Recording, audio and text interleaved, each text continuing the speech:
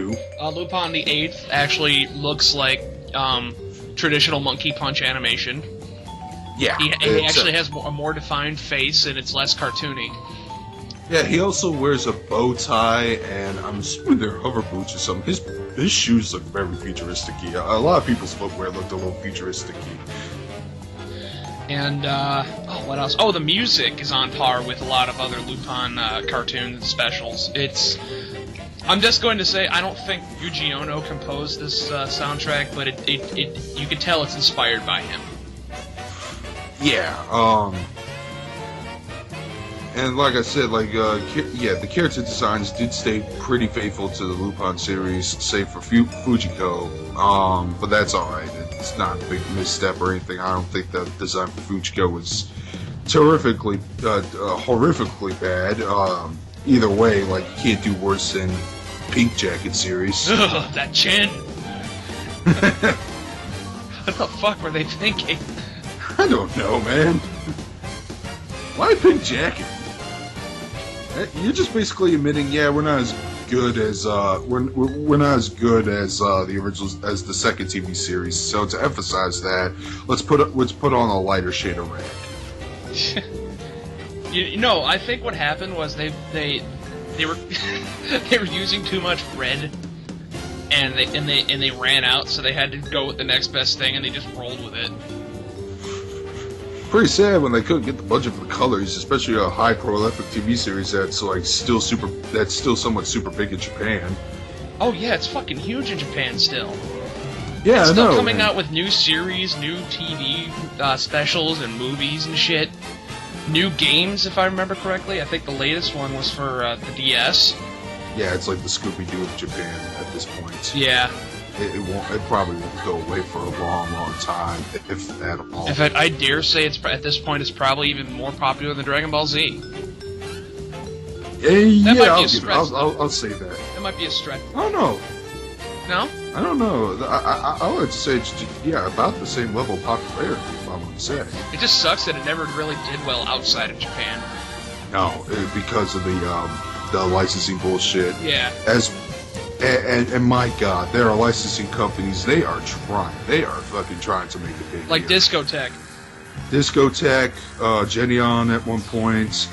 Funimation's doing it now. Bonds had like six major voice actors.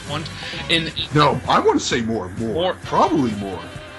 Like, there were 4 different sets of voice actors alone just for the Mystery of Mama. Right. Yeah, that's correct. But which I reviewed in my on my channel. And I will post a link to that. Whore yourself out. All right. And but the most recent dub of Castle Cagliostro actually has David Hayter as the voice of Lupin, and David Hayter is known as Solid Snake. Yeah. However, he doesn't sound like Solid Snake. No, he actually uses his natural voice, and it sounds really good for the type of Lupin that they were trying to portray in that movie. Spot on. It's such a shame. I don't know what it is that has the Lupin franchise, not doing so well. Because I think Lupin could appeal to a lot of people who are new to anime or to a more mainstream audience. Because when you kind of sum it up, Lupin is Indiana Jones with a few James Bond elements. Oh yeah, yeah, that's the best way to sum up that franchise. Yep. Oh well. Anything? Back to. Go right ahead. I'm sorry. Back to Lupin the 8th. We got sidetracked there. Yeah, well. There's a lot of rich history with this franchise that I love talking about. So, but yeah, if it weren't for the Maurice LeBlanc estate, shit canning every attempt to localize this show, then it probably would be a lot more popular. Yeah. And as I said, and I think I mentioned this, but if I didn't, there were 2 more PlayStation games that were released after. Treasure of the Sorcerer King, but because that game didn't do so well in America, they didn't license them. It's a shame because in the latest PS2 game, before they stopped making games for the Lupin games for PS2, it's called, I believe the title of the game is called Lupin is Dead and Zenegon is in Love.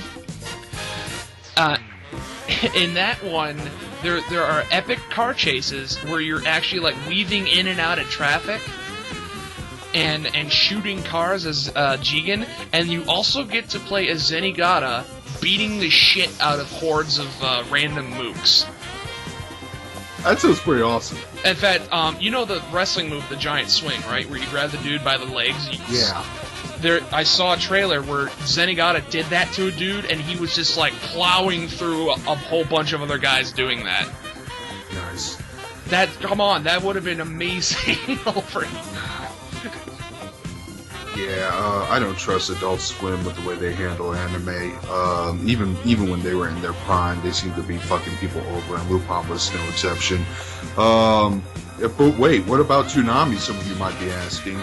And again, we're getting more sidetracked. We'll get back to Lupin the 8th, but I just want to say Toonami and Adult Swim aren't the same thing. Different people are working on it, and the people who are working on it actually do have definitely have more of a passion of anime than the regular Adult Swim staffers do. And I would like to watch Toonami, but due to schedule conflicts, I'll never be able to, watch it. But yeah, from what I've seen, what I'm hearing, it seems to be doing very well. So good. But yeah, back to Lupin the 8th. It's very unfortunate that this series was shit canned, because I think it would have done really good. Yeah, I would have loved it when I saw it as a kid. It was a whole lot of fun, and it probably could have also been, kind of sort of another gateway for anime fans, my generation, the generation before me. That would have been a more interesting story of how people got into anime with Lupin the 8th. Well, I don't know if it would be more interesting, but it would be a good story at least, because Lupin's a big name. One thing that I found interesting, and I think telling at how good this probably would have become, is because even without the voice acting, I still laughed at the jokes. I still enjoyed the action. I still, enjoyed the characters, even though there wasn't a single voice in it. And I think that's a testament to how good this would have become if it weren't for the copyright bullshit. Yeah, exactly. And whenever I see the voice acting, I still hear the Genion cast in my head. I'm still hearing Same. Richard Tony Oliver as Lupin and Jake Martin as Zenigata. Lex Lang as Goemon, Michelle Ruff as Fujiko, and Richard Epcar as Jigen. Oh man, I freaking love that version of Zenigata. God damn it, Lupin! You bastard! I don't know if that would have been the choice voice cast back in the day, and I know a lot of people say, well, that's pretty old anime, but guys like Richard Epcar and Tony Oliver have been dubbing anime since the 1980s with Robotech onward, so Robotech came out about 3 years later, so... And Tony Oliver was also the voice of Bat in the English dub of Fist of the North Star, the movie, so... Yeah. And he was really fucking funny in that one, too. He was like, holy shit! He just made that guy explode! Anything else you want to talk about with Lupin the 8th? No, I think we covered almost everything, really. Yep, I guess the only thing that's left is to promote the shit out of this, because it's a pretty interesting bit of history. Yeah, I'd say check the episode yourself if you haven't seen it. Like I said, it's really fun. It stays to the Lupin name. It stays faithful to Lupin. Yeah, it's a little kid-friendly, but then again, the second TV series, the Red Jacket series, from what I've heard, was actually still more toned down when you compare it to the manga. Oh yeah, the manga's fucked up.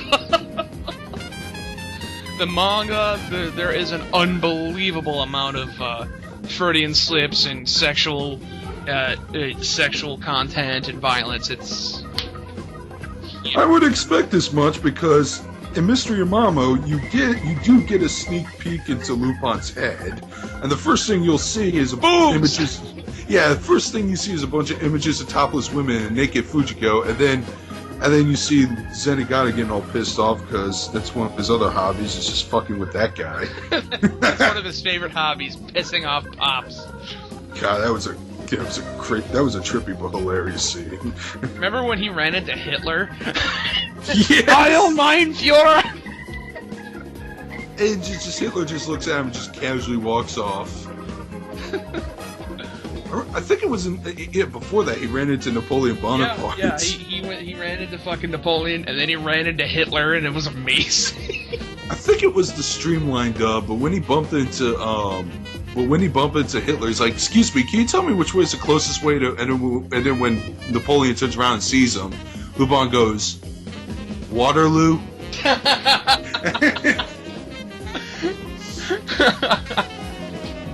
Oh, Jenny on dub, I love you so much. No, like I think that was a streamline. Oh, this is Streamline. Oh god, I've never seen that one. The Jenny on dub. I've seen all 4 of them, including the 1970s dub, because Discotheque D is actually pretty awesome when they handle Lupin. Man, I have to get the Green Jacket set then. Yeah.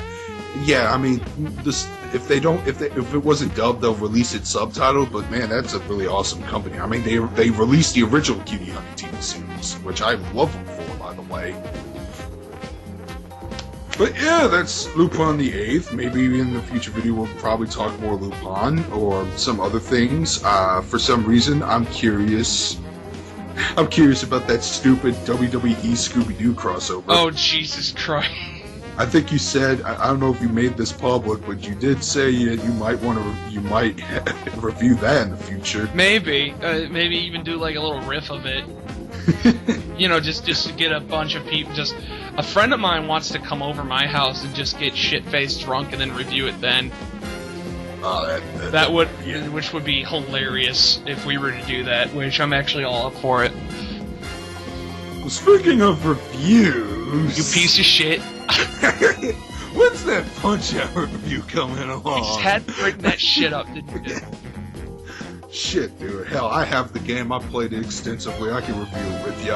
One of these days. One of these days. I promise you. I mean, we should have done it around the time that review's been on the back burner so long it's burnt to a crisp. Yeah, 5 years. Yeah. That happens. Well, shit. Well, that's all I gotta say, man. Yep. Well, thanks for watching this series. I'm BigAl. And this is Darkscreen217. And if people ask in the damn comment section, yes, I'm still around. Okay, check out my channel. I've been uploading some reviews recently. All right. Well, thanks for watching, guys, and we shall see you soon. All right, take care. And that's my review series, ladies and gentlemen. I hope you had just as much fun watching it as I did making it.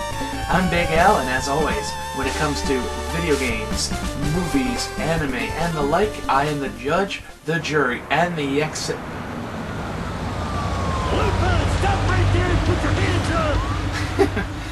Well, I guess that's my cue to make like a tree and get the hell out of here. See you guys at Shoot 'em.